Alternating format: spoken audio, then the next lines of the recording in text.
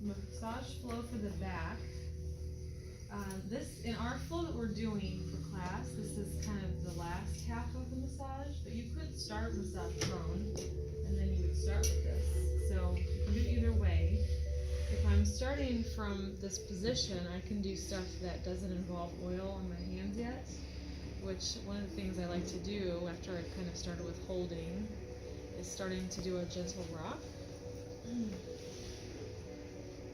This is easier with not having oil because I don't want to get oil all over the sheets, but if you did it over the sheet only, you could do it even if you just have done a massage with oil on the rest of the body.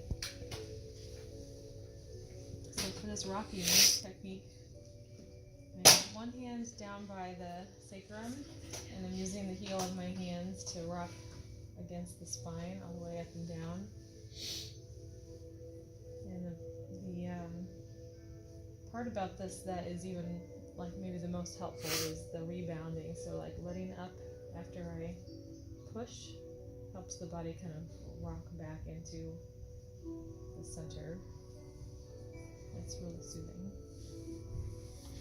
And then I move around the PSIS around the hips, and then I can even go one hand on the hip and one hand going all the way down the leg to the heel, and then all the way back up. This is like a full body rocking, so it's really soothing. And then if I'm going to switch to the other side seamlessly, get myself back into this position where I have my hand down on the sacrum and one on the top of the spine. And I'm just going to slowly rotate while I rock left, right, left, right.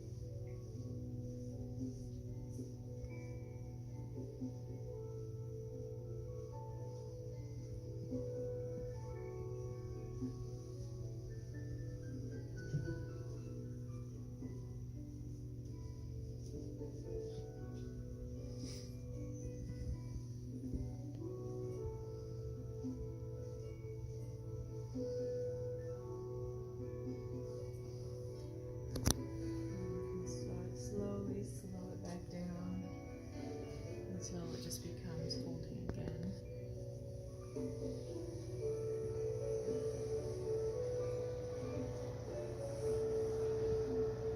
I'm going to undrape the blanket a little further so I have access to some of the upper glutes. I may be able to feel here what the clothing situation is underneath, so I'm not going to undrape beyond their clothing, and if it's kind of higher than I want to work on the glutes, I can work to the sheet.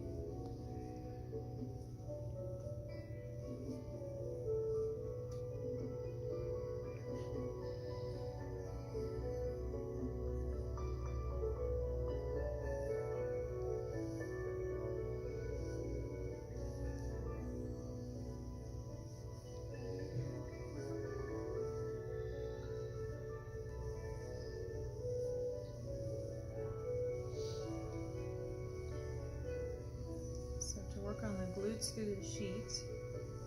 You could either have done this when you finished up with the legs, or you can do it when you get to the back, either way. So I usually start with some kneading, and then I go into the side with my fingertips. I'm just kind of holding it so that a good slow and gentle introduction to piriformis, right above the greater trochanter.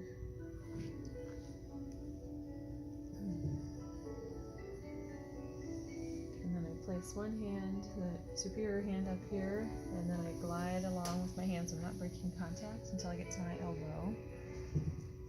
And then the elbow, I can do little circles onto the piriformis in each direction.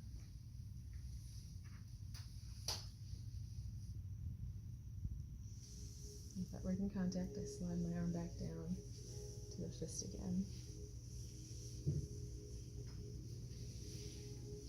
And I want to move to the other side, but maybe first I might do this kind of pushing inferiorly against the glutes, and then up here on the other arm, pushing between the rhomboids and the spine, or between the scapula and the spine on the rhomboids. And just alternating the pressure on each arm. this will start to tie the glutes in with the back.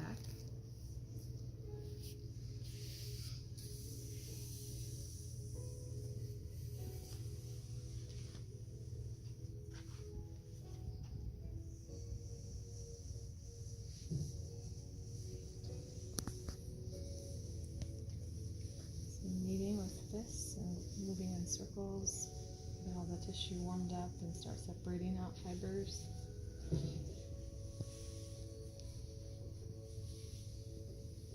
And then use my fingertips to go in towards the piriformis from the side. And watching her breath to make sure I can see that she's breathing deeply. And then I use my superior hand to support while my inferior hand glides up to the elbow. You can find that piriformis between the greater trochanter and the ilium, or the sacrum.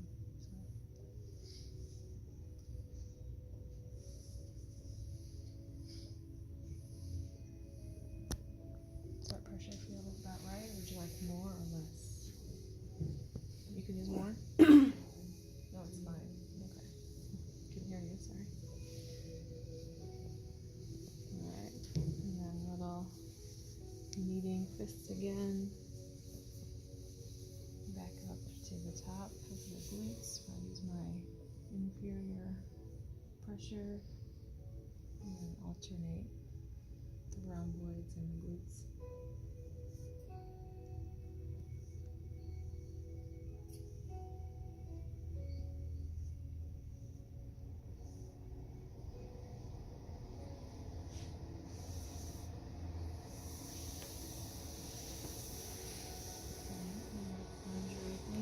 Make sure you don't leave contact.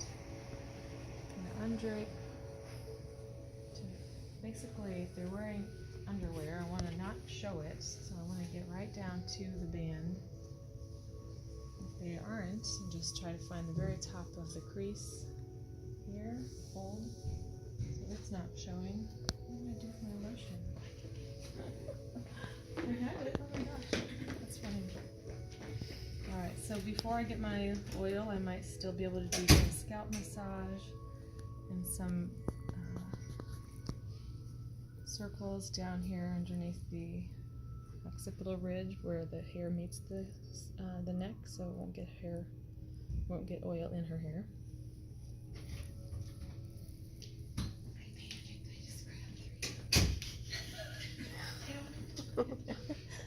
That works. Thank you.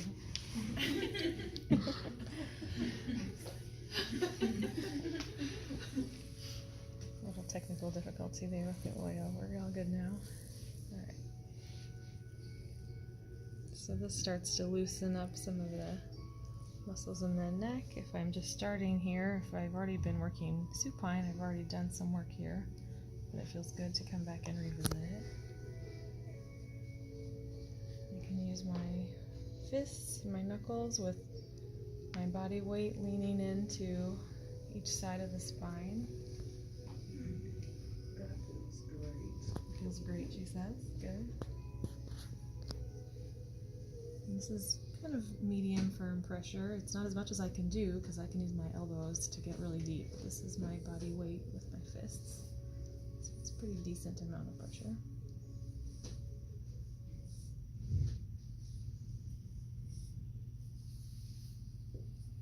Especially up here in the traps, you can really lean in.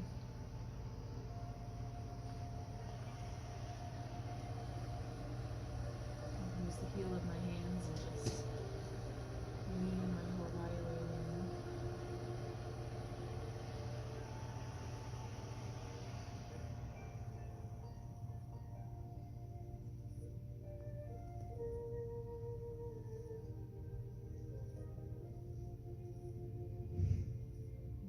Squeezes. Everybody's kind of used to this. If you ask a friend for a shoulder rub, you probably will always get this because this is a natural, obvious thing we can do for our traps.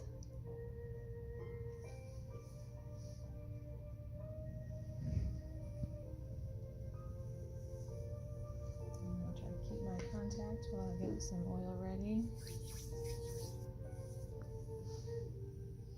And I'm going to keep my fingers up while I start at the top of the back so I don't lose all the oil at the top and run out. I'm going to gradually lower a finger every few inches until I get to the bottom where I can have all of my fingers down, and then I still have some oil left on my hand.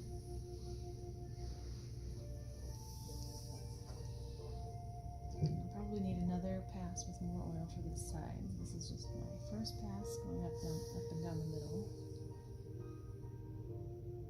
So I might do some more neck squeezes. A little bit more.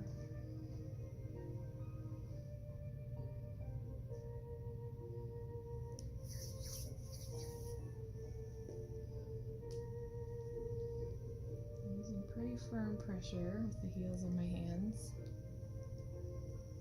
I'm keeping most of my fingers off the back when I go down the center this time because it's already got oil. Now I can use it on the sides.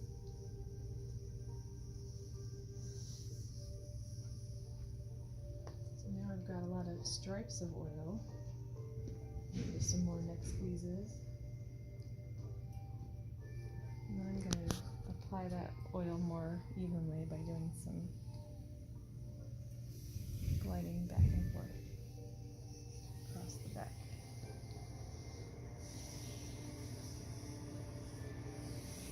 And don't forget, or don't be too afraid to go all the way around the sides of the body. You're going to be careful not to grab any breast tissue, but otherwise they'll feel kind of unsatisfying to your client if you stop before you get down to the table on the sides of the body.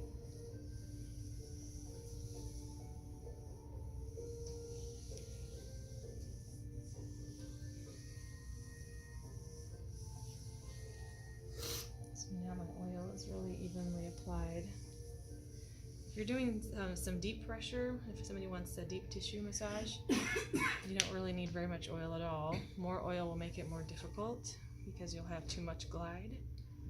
So for deep tissue people, you want to keep your oil as minimal as you can.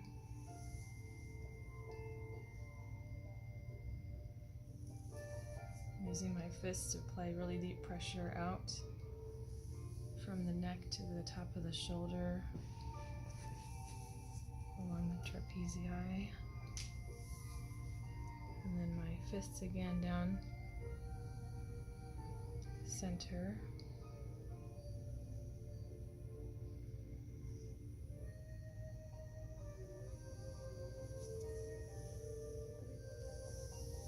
And I'm trying to grab underneath scaps when I come back up on the sides and down across the infraspinatus up to the side. So now I'm going to do just fingertip circles along the sides of the spine, paraspinal muscles. And this is kind of the medium pressure warm up. You can do it really light if they're a light pressure person, or if you're not sure yet how much pressure they like. But this is a good way to feel where the tension is along the spine. I felt some tension right in here, so you can decide how to address it. One of the things I like to do is start getting a little wiggle.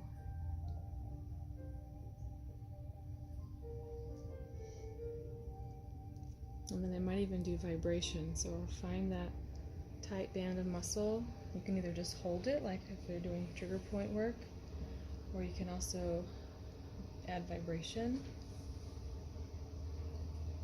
So I can already feel it softening when I do that.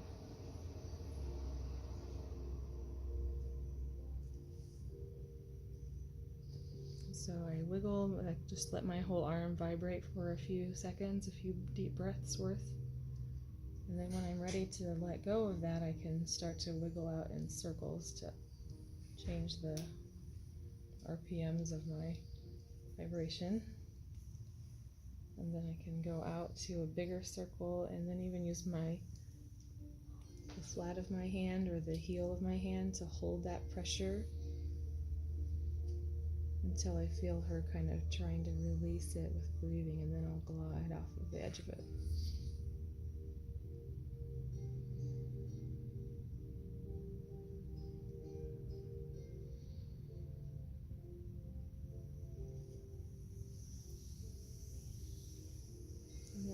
bottom of the spinals going back up the body, I like to do this ringing motion until I get to the traps, and then I can do a few strokes down over the traps. I usually do about 8, and then down with some raking. And this raking goes at an angle because I'm getting my fingers in between the ribs. Kind of reminds them that they're three-dimensional, not just being squished into a table, but their sides are involved. And it's also helping them remember what muscles are involved in breathing.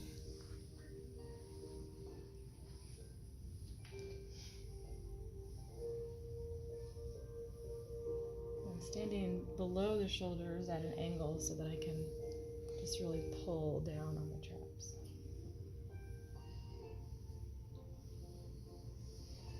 So I do this whole sequence 3 times. And then I'm going to start to rotate around the body. After I've done the 3rd one, I'm going to start going back over, like above and below the spine of the scapula while I go around the body. And then I might push down and out on the arm. The arm will naturally rotate outwards, so you want to push it that way. And then I'm going to support the arm while I pull it up. If I'm not sure about their range of motion, I might just do it this way. Or I can put it behind their back in like a handcuff motion. I'll be sensitive to people's possible trigger warning about the handcuffs, so I don't really always do that with everybody, but I can also do some pulling of the shoulder. I have it supported on my arm and I'm pulling down now. You can do a little Superman stretch.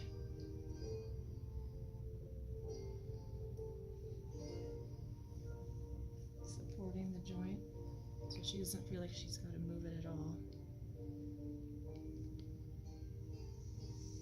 You can either slide it in here or here, and if I put it here, usually I have to say, think about your elbow dropping down towards the table. That will usually help them do that. I've got my left hand underneath the front of the shoulder, and my right hand behind the scapula. I'm kind of pointing their fingers at each other right now, so I can get behind the scap. And that little wiggle or vibration can help people's muscles let you in behind the scapula if they're kind of tight right there. So then I'm going to glide from my fingertips to my elbow along the rhomboids and upper trapezius.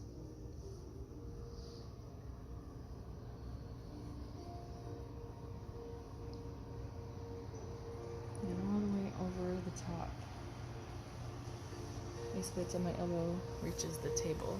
And without losing contact, I'll go around the whole shoulder and do it again.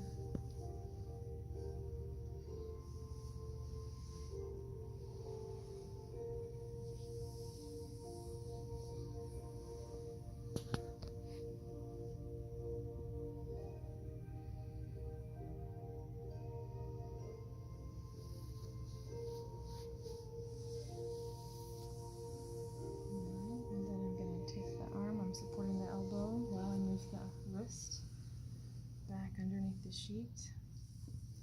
If your client really likes deep pressure and you want to do more than just that, you can also go along the whole spine. So I'm using all my body weight to lean into this. And the most important part of this is keeping your wrist straight so that you don't cause pressure on your wrist. Keeping even pressure as you go down along the spine. Very controlled so you don't bump onto the spine at all. Until I reach the hip, and then I'll go off the side while I get my other arm ready to go up.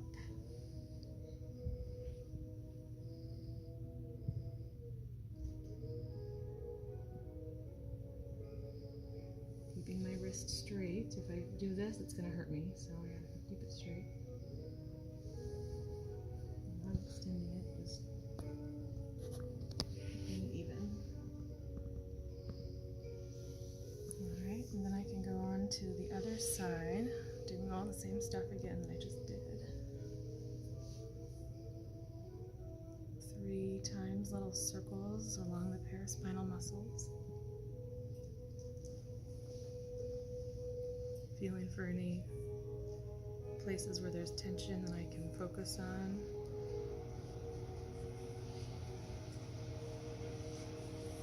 There's more here this time. So I'm going to do a little jostling.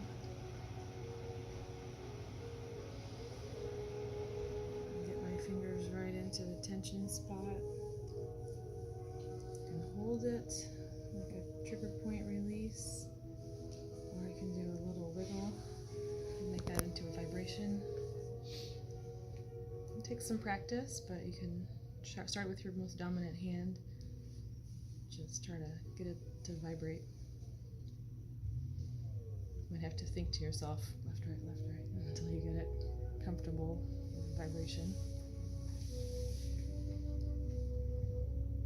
And then to wiggle out of it, I start going in circles again. And then slowing it back down, I'm going to try to get the heel of my hand to kind of grab onto that spot. Lean my weight into it. While I feel her breathing, I'm going to slowly let it glide off the edge of that muscle.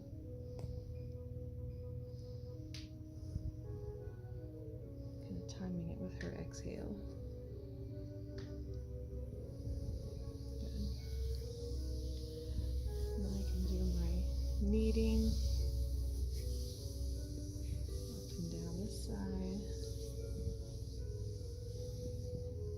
Does it feel like it's pulling your skin, or does it feel okay? Okay. Sometimes if I worry about how much lubrication I have, I might ask that. If it feels like it's pinching, or if it feels like it's pulling your skin, that might be a feeling that there's not enough lubrication for them.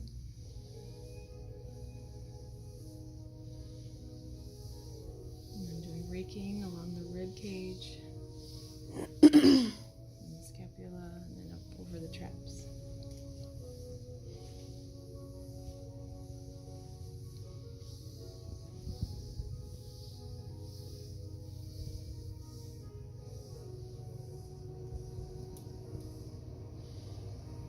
And then I'm going to go around the table while I still keep contact and do something meaningful, which in my case, the easiest thing to keep focused on is spine of the scapula, so I just work around that while I walk around the table.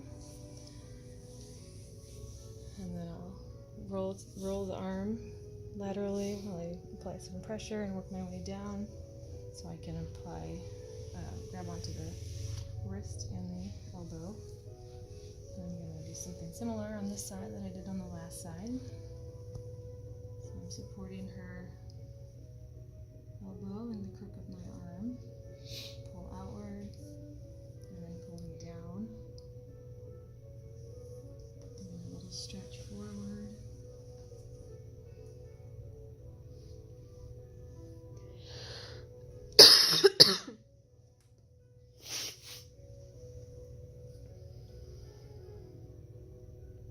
And then go back. Either I could leave it here, or I can go all the way around if she has that range of motion. Just let your elbow drop down toward the table. Good. So I have my right arm supporting the front of the shoulder, and my left getting in behind the scapula.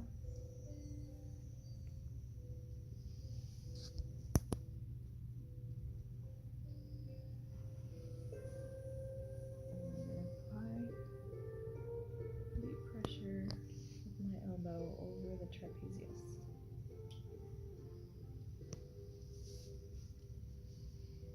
If you're unsure about the pressure the first time, use kind of medium and say, does that pressure feel like you'd like more or less, or does it feel about right? She's asleep and she's happy, so I know she's okay.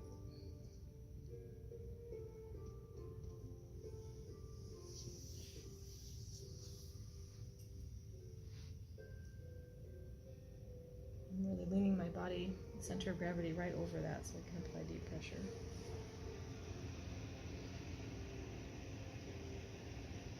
And most of my weight is in my front leg. Alright. And then I'm going to put the arm back down, so I'm pulling with the elbow, supporting the wrist and sliding it back down with a little V-tuck. And then to do the same thing as the other side, I'm going to use my forearm to glide down the sides of the spine. Deep pressure. With my arm straight. Ooh, a little too deep. Sorry about that. Is that better?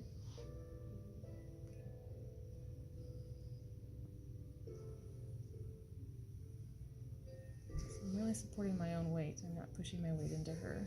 It's in her legs.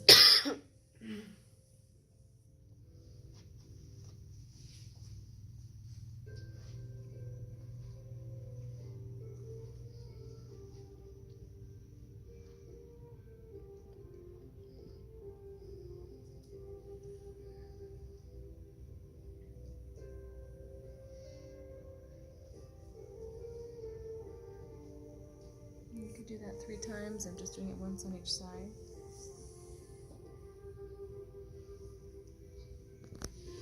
Do some more neck squeezes. It feels really good to pull superiorly and inferiorly at the same time, like you're stretching out this neck part that's always getting scrunched up.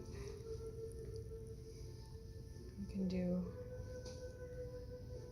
really slow pulls that even leave the contact a little bit. It's like a good therapy for trauma. We're used to feeling like this is gonna hurt, but then if it feels good, it's like relieving. And you can push down as well as pulling up.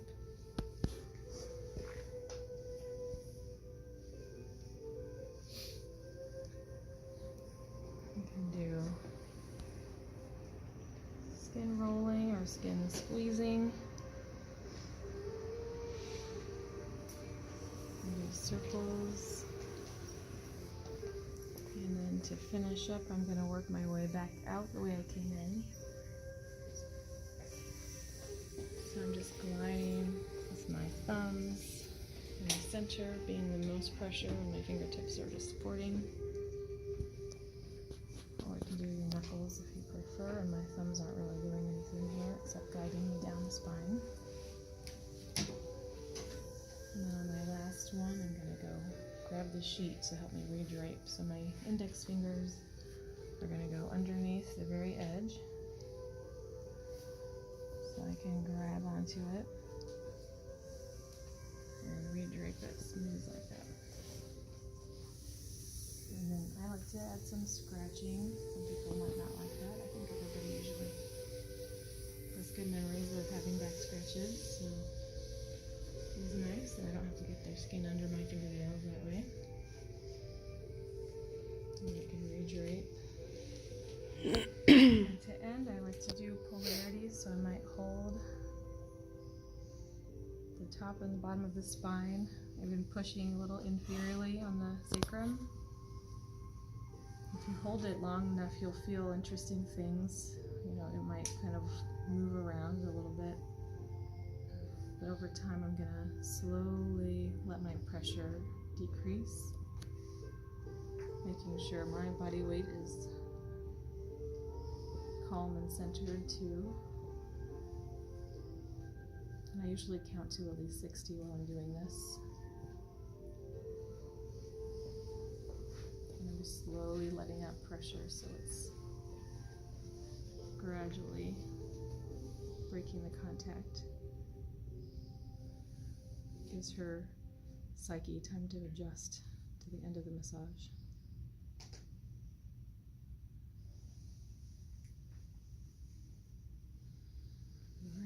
that's our time for today. Just take your time getting up so you don't get, oh, that's what I say, chair massage. Take your time getting up so you don't get dizzy. I don't really have to say about the dizzy part. Just take your time getting up. I'll meet you when you're ready. And then I'll take out the bolster so that they have no